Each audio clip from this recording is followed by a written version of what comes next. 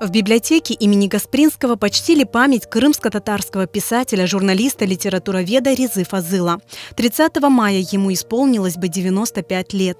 На мероприятии собрались коллеги, журналисты, общественные деятели, родственники писателя. Реза Фазыл внес яркий, богатый, многогранный вклад в сокровищницу современной литературы.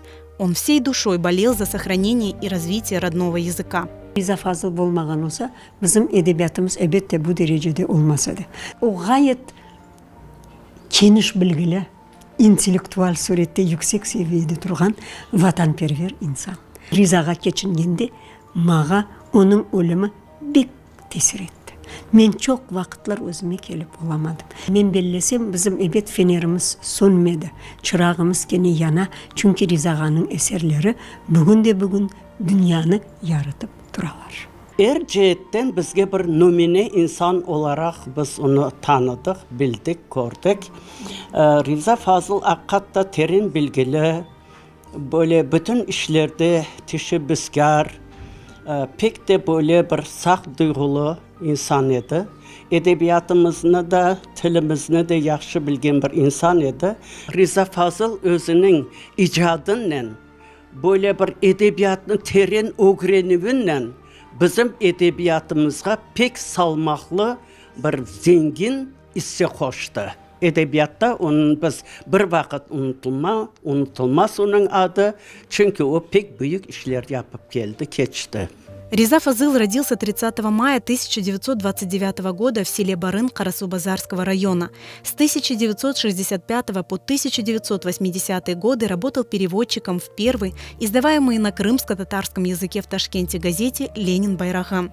Затем заведующим отделом поэзии в журнале «Йылдыз». В 1970 году вышел первый сборник его стихов под названием «Наврез».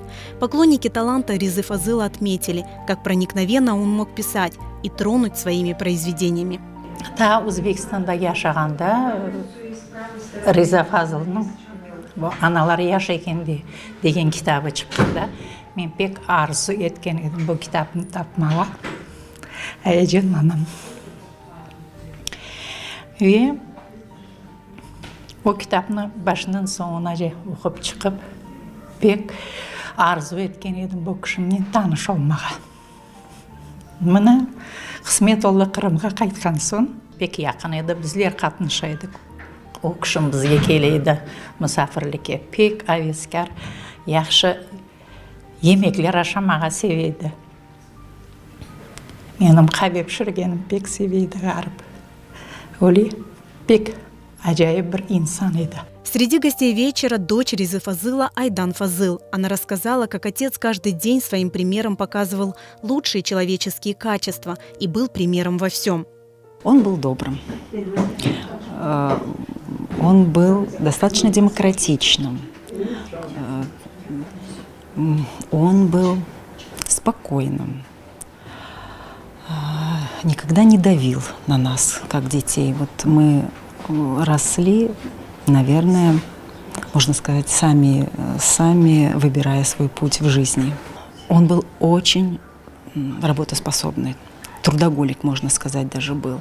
До последних дней, до последней ночи, так сказать, перед тем, как инсульт получил, специально ничего не прививал и не объяснял. Скорее, его жизнь служила как бы матрицей для нас, детей. А жил он, как и многие из того поколения, по принципу «если не я, то кто же?». Причем это «если не я» ради чего? Ради народа. Вот все, что мог, все делалось ради народа. Реза Фазыл – один из лучших знатоков крымско-татарского фольклора. В 1970-х он составил сборник пословиц и поговорок крымских татар «Кайда бірлек, анда тірілек». Благодаря неиссякаемой творческой энергии Резы Фазыла вышел в свет двухтомник стихов выдающегося крымско-татарского поэта 17 века Ашика Умера. Впервые в истории Реза Фазыл осуществил перевод Корана на крымско-татарский язык. Его книги «Буйрыңыз дуага» и «Юзбар дуа», посвященные традициям нашего народа с текстами молитв, сегодня имеют огромную популярность в народе. Реза Фазыл ушел из жизни 26 ноября 2016 года.